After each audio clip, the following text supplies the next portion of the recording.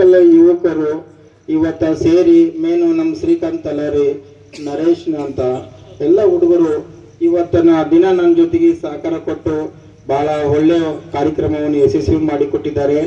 ಆದರೆ ನನ್ನ ಉದ್ದೇಶ ಏನಂದ್ರೆ, ಇವತ್ತ ನಾವು ನಿಂತುಕೊಂಡು ಮಾಡಿದುವಂತ ದೊಡ್ಡ ಸುದ್ದಿ ಅಲ್ಲ, ನಾವು ಎಲ್ಲರೂ ಜೊತೆಗಾಗಿ ಮಾಡೋಣ ಅಂತ ಒಂದು ನಿರ್ಣಯ ಮಾಡಿಕೊಂಡಿದ್ದೀನಿ.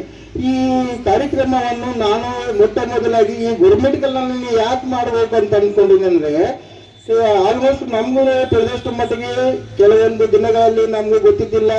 ಹಂಗಾಗಿ ಅದೇ ರೀತಿಯಲ್ಲಿ ನಾವು ಏನು ಮಾಡಬೇಕು ಏನಿಲ್ಲ ನನ್ನ ವಿಷಯ ನಮ್ಗೆ ಗೊತ್ತಿದ್ದಿಲ್ಲ, ಅದಕ್ಕೆ ನಾವು ಮಾಡ್ಕೊತ ಬರ್ತಿದ್ದಿಲ್ಲ.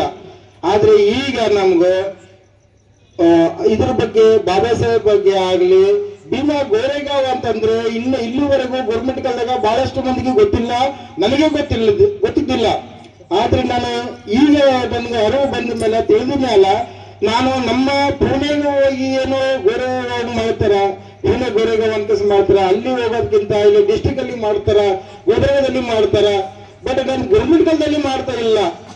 ಸ್ಪೆಷಲ್ ಆಗಿ ನಮ್ಮ ಗುರುಮಿಟ್ಕಲ್ನಲ್ಲಿ ಒಂದು ಹೊಸ ಒಂದು ಕಾರ್ಯಕ್ರಮವನ್ನು ನಿರ್ಮಾಣ ಮಾಡಿದ್ರೆ, ನಾಳಿನ ಮುಂದಿನ ದಿನದಲ್ಲಿ ಈ ನಮ್ಮ ಇರ್ತಕ್ಕಂಥ ಯುವಕರು ಈ ಕಾರ್ಯಕ್ರಮವನ್ನು ನಡೆಸ್ಕೊಂಡು ಹೋಗ್ತಾರ ಅಂತ ಒಂದು ವಿಶ್ವಾಸ ನನಗೂ ಇದೆ. ಅದ್ರ ಜೊತೆಗೆ ನಾನು ಜೀವ ಇರತ್ತನ ನಾನು ಈ ಕಾರ್ಯಕ್ರಮಕ್ಕೆ ನಾನು ಬೆಂಬಲವಾಗಿ ಇರ್ತೀನಿ. ಏನೇ ಬರಲಿ, ಎಷ್ಟೇ ಕಷ್ಟ ಬರಲಿ, ಬಂದ್ರೂ ನಾನು ಈ ಒಂದು ಕಾರ್ಯಕ್ರಮವಕ್ಕ ಯಶಸ್ವಾಗಿ ಮಾಡ್ಲಿಕ್ಕೆ ನಾನು ಸಿದ್ಧವಾಗಿರುತ್ತೀನಿ. ಆದ್ರೆ ಇವತ್ತು ನಮ್ಗೊಂದು ಕನ್ನಡ ಇದ್ರ ಬಗ್ಗೆ ಹೇಳ್ಬೇಕಂದ್ರೆ ನೀರು ಬರ್ತೇವೆ. ಯಾಕಂದ್ರೆ ಆಗಿನ ಕಾಲಕ್ಕ ನಮಗೂ ಕಿಲ್ಲಿ ಜಾತಿನಂತ ಮನುಷ್ಯರು ಎಷ್ಟೋ ದಲಿತರು ಮುಟ್ಟಬಾರದು ಅಂದಕೇಸಿ ನಮ್ಗೆ ಎಷ್ಟೋ ನೀಚು ನಿಂತ ನೋಡ್ತಾ ಇದ್ದರು.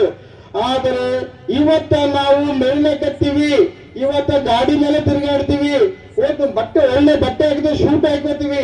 ಎದರ್ನಿಂದ ಅವತ್ತ ಆ ಸೈನಿಕರು ಹೋರಾಡಿದಗೋಸ್ಕರ, ಅವರೆಲ್ಲ ಸಾಧನೆ ಮಾಡಿದಗೋಸ್ಕರ ಇವತ್ತು ಬಾಬಾ ಸಾಹೇಬನ್ನು ನಮ್ಗೆ ಹಕ್ಕು ಕೊಟ್ಟಿದ್ದಾರೆ.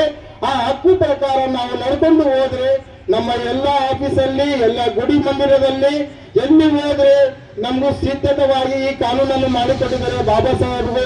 1,000 ಕೋಟಿ ಅಲ್ಲ, ಕೋಟಿ ಹೇಳಿದ್ರೆ ಕೂಡ ಬಹಳ ಕಡಿಮೆ ನಮೂನೆಗಳನ್ನು.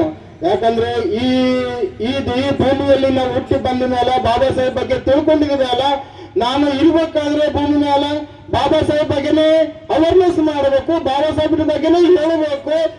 ಯಾಕಂದ್ರೆ ಈ ಕರ್ನಾಟಕ, ಈ ಯಾದಗಿರಿ ಭಾಗದಲ್ಲಿ ಇದು ಗಡಿ ಭಾಗ ಅಂತ ಅನ್ಕಸಿ ಹೇಳ್ತಾರೆ. ಆ ಗಡಿ ಭಾಗದಲ್ಲಿ ಇಲ್ಲಿ ಇರ್ತಕ್ಕಂಥ ಜನರಿಗೆ ಅರಿವು ಮೂಡಿಸಬೇಕಂತ ಕೆಲಸ ಮಾಡ್ತಾ ಇದ್ದೀನಿ. ಅದ್ರ ಜೊತೆಗೆ ನೀವೆಲ್ಲರೂ ನನಗೂ ಸಹಕಾರ ಕೊಟ್ರೆ ಇನ್ನ ಮುಂದಕ್ಕೆ ತಗೊಂಡು ಹೋಗ್ತೀನಿ ಕಾರ್ಯಕ್ರಮ ಅಂತಂದು ಈ ಒಂದು 2 ಮಾತಿನಲ್ಲಿ ಹೇಳಿಕೆ ಮುಗಿಸ್ತಾ ಇದ್ದೀನಿ. ಜೈ ಭೀಮ್.